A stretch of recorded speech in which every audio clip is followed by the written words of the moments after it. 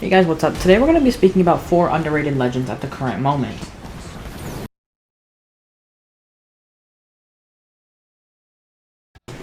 First up, we're going to be speaking on Ashe, and I think Ashe is definitely one of the worst legends on the roster right now. People have always been saying she needs a rework, some kind of big buff, but I think that she's actually being slept on just a tad bit.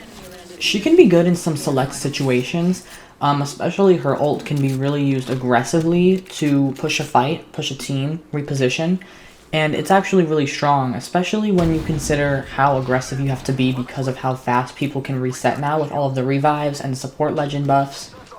In my opinion, her perks are actually really strong and make her kit able to be more aggressive, and I think they boost her kit quite a bit. I do agree with everyone else saying that she should get a rework both for lore purposes and for her being just a better legend, a stronger legend. I do think she could still use a rework or some kind of buffs, but I think that overall, Ashe is very slept on, and if you really take the time to learn her kit, she can be really strong. She doesn't really compare to Bangalore or even Maggie in the meta right now for other Assault Legends. I feel like even Fuse is better, but I think if you really do want to play Ashe, you can make her work in a lot of situations, especially when you're aiming to really benefit off of her aggression level. Now we're going to talk about Wraith, and I think Wraith has been overshadowed by some of the other high rotation, high mobility legends like Valk and Pathfinder, who just have better team rotations with the zipline and the skydive, rather than Wraith's portal.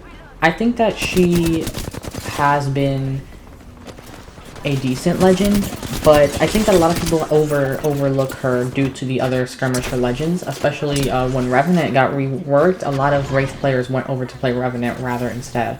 And I think people are sleeping on Wraith, not only in pubs but also in ranked. I think her portal is still a great rotation tool for you and your team because you can really safely travel over there rather than, in comparison to a Pathfinder zipline where you have to go over there. Obviously, the other teams are going to see you. But with Wraith Portal, she can kind of phase over to where you want it to be. Still, I think the zipline is better, but I think that people are sleeping on Wraith's ability to teleport her team to better positions.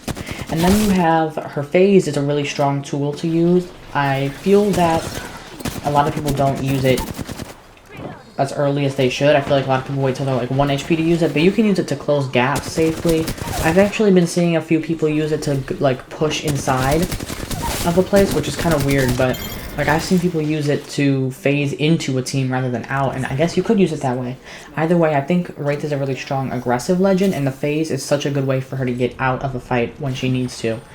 And being able to pair that with her portal and phase even faster is really, really strong. Then there is her passive. Her passive isn't that strong. We all know that. No one really uses it. You don't really get much use out of it. It's usually always a little too late. It always, always tells you that there's someone looking at you whenever you're knocked. You know what I mean? As soon as you're knocked, they always like to make the passive work then, but usually never else. But the perk that makes it to where she can be alerted if teams are nearby can actually really be good to alert you of third parties or any other team that you might not have known about when you're entering a location, almost like an automatic seer passive. So Wraith is really strong, and I think that a lot of people just sleep on her. Now let's talk about Vantage. Vantage personally is a really fun legend, in my opinion at least. I love playing Vantage, one of my favorite legends to play for the past few seasons, and I think that if you know how to play her, you can get a lot of value out of her kit. Her sniper gives a lot of good information and a lot of damage. You can, if you are hitting constant shots, you can rack up knock after knock after knock if you are hitting constant shots. Now, even if you're not, if you're hitting shots, you're getting value out of that damage multiplier and out of that scan.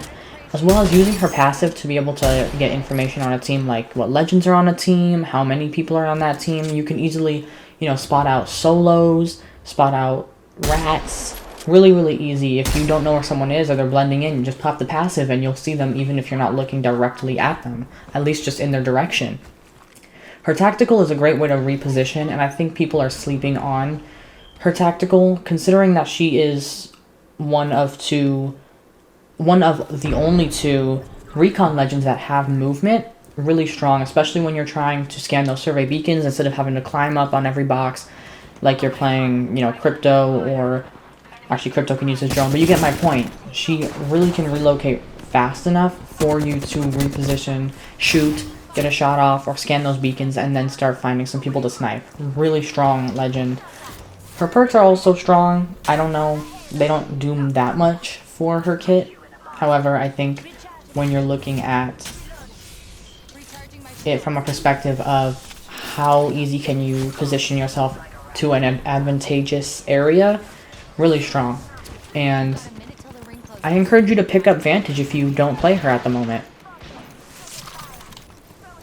I will say one downside to Vantage, and probably a main reason that people don't play her, is the fact that her hitbox is a little bigger. She has a little bit of a bigger hitbox, but I don't think it's that big of a deal if you're really sniping a lot of the times. But yeah, that is one downside to playing her. If you like to be aggressive, her bigger hitbox is a little bit of a disadvantage. However, like I said, if you're going to be sniping a lot of the times, so the hitbox won't be that big of a problem. They also did just give her an updated animation for using an ult excel on her ult, so be sure to pick those up. And it doesn't really give her any type of advantage, but really cool that they did that. I love the attention to detail we get to see sometimes. And finally, the last legend we're going to be talking about today is Rampart.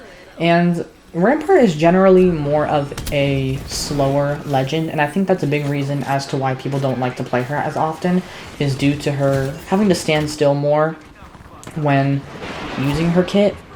To actually get value out of it, you really have to be more patient, and I think a lot of players like to just get into the fight and win. But if you are taking the time to use her abilities, put those walls down, use that ult, she can be a really good legend to have on your team. Even if you're not playing her, she's a strong legend to have on your team for that cover. She can make cover out of anywhere. You don't have to, unlike the other controller legends where they kind of just put visual effects everywhere, if the team isn't running into it, that is, because if a team's not going to run into the traps, they're basically just visual clutter. But Rampart can just make cover out of anywhere. If you're in the open, cover. In a building, cover. You don't need to go and try and go from rock to rock to rock. Especially in late zone, in late game, where usually it ends up in the open somewhere, especially on maps like Olympus or Broken Moon. She's a strong legend to make that makeshift cover out of thin air, pretty much. And I think that her passive is not good. That goes without saying. They need to buff that passive. I had the idea that they could add it to SMGs as well, the faster reloads with SMGs. Maybe that might be a bit broken, but due to how weak the SMGs are right now, maybe not too broken. No one really uses LMGs. The L-Star's fine, but other than that, no one really uses it. And then her walls, of course, her cover is her main thing. It's what really makes her strong and stand out against the other controller legends. It's very underrated. If you need to get a res off, if your lifeline's popping a res, just place that wall in front of your teammate, in front of your teammate that is getting res, because instead of now them getting shot at probably and just dying right off the rip, now you can protect them there with that. Actually, a really strong way to use her kit. And then her ult is good if you are using it at the correct time. If you just try to pop her ult out of nowhere and, you know, enter a fight and try to pop an ult, a lot of the times it won't work. You need to have the enemy in a position where they won't be able to just blast at you. I know at some point I've tried to, like, 1v3 a team by just running into them with the ult. That doesn't work. Yeah. That doesn't work. Don't do that. You have to use the ult when you have the enemy in a bad position, because if you don't, they're just going to most likely laser you as you're trying to spin up, you know, an ADS with the Sheila, and you don't want to get caught out in a bad position, especially when you're going up against a full stack. And the fact that she is a controller legend just adds on to her value, because she is able to scan those ring consoles. Her perks, I don't know, they're alright, 50-50. It really just depends on what your preference is for those perks. And just being able to use her walls effectively is a strong enough way to get value out of her. But like I said, if you want to use her ult, make sure you're using it at a good time. Her being a controller legend means she also gets more shields, so you kind of have shields on top of amped cover on top of bonus shield. So lots of shield. Big defense with Rampart. I think she's just heavily underrated because I think a lot of people prefer to play Watson, who you can be a little bit more aggressive with, or Caustic as well even, and Catalyst has just always been strong, so I think people just overlook Rampart because of how patient you have to play with her kits. I actually do realize that a few seasons ago, people on the esports scene were actually showing off Rampart's true potential, but I think when it comes to the ranked / pubs, you know, more casual but also ranked community on Apex, I think we just collectively don't like to think of Rampart the same way that, you know, people who play esports may look at Rampart, if that makes a lot of sense. I think it does. I think you guys understand what I'm trying to say there. If you guys enjoyed that video, please feel free to like and subscribe, and stay tuned to see some new videos coming out. I tried something a little different with today's video compared to the usual just gameplay. I hope you guys liked this format because I do enjoy making these videos, though it's a little harder. Let me know what legends you guys have been playing and enjoying. Also, let me know what kind of games you guys have been playing and enjoying. You know, maybe you've been enjoying a legend that isn't underrated. Let me know. Whoever you play, I just want to know. I've been enjoying some very specific ones. And, yeah, that's about it. That's going to wrap up this video. Jesus loves you guys.